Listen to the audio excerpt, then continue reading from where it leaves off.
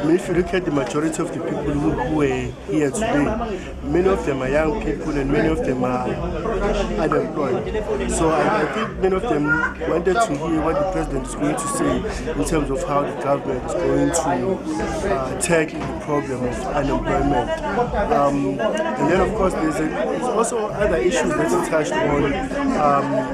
The issue of government. We've got 3 spheres of government in South Africa. And over the years, we've been hearing about the problem of service delivery. And I think the sphere of government that is closest to the people is local government. And I think if you look at local government, that is probably one of the spheres of government that has not performed well, partly because there aren't enough people who are competent, so who can deliver. So I think in his State of the Nation address, he's going to have to speak more about the issue of service delivery, particularly how the ANC plans to make sure that local government delivers. Well, I think the speech was as expected. I think some of the key resolutions coming out of the national conference were covered quite well, fairly adequately. I don't think the January 8th statement is one where people expect a great deal of detail. One of the limitations for me was perhaps that the president did not focus sufficiently on the Integrity Commission and issues of corruption.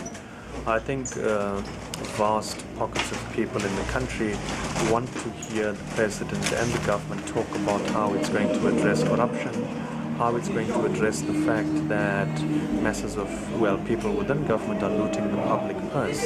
I think when we talk about a reassuring vision that the ANC should offer, people expect this reassuring vision to stem from very largely and effectively addressing corruption. But I think when it comes to other issues, what we need to note what was significant and needs to be noted is that we've moved from an era of political democratization and the focus will now be on socio-economic freedom. I think this is also become, if one has to thematically encapsulate the speech, it's about unity in action for socio-economic freedom. Also coming from the speech was issues of land redistribution.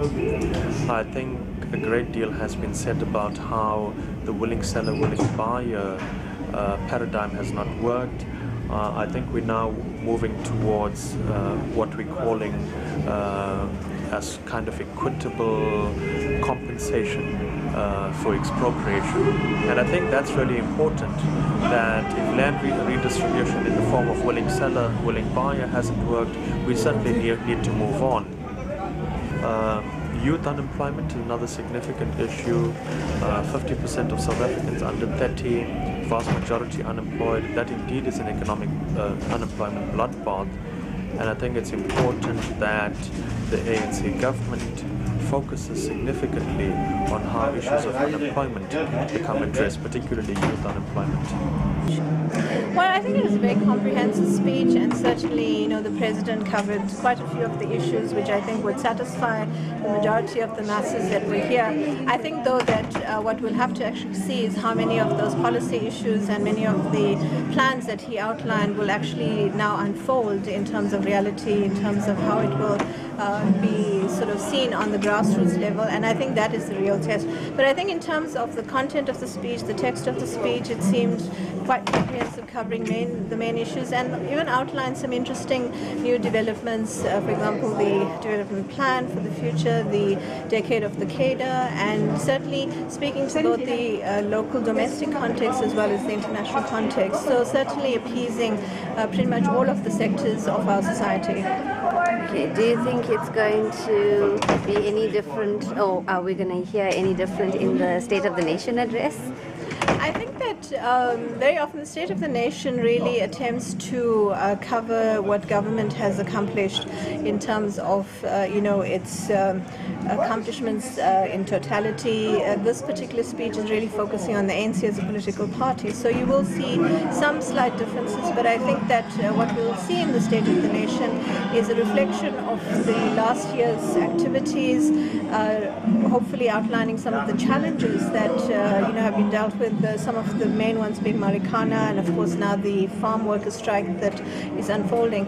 So I would hope that the State of the Nation would actually speak to the very real challenges that are playing themselves out at grassroots level, and how it is that this government is actually going to tackle it and make sure that those kinds of things do not happen in the future, because they do create an environment of unrest and it certainly make the international community very jittery and very nervous about what is going on with them in South Africa.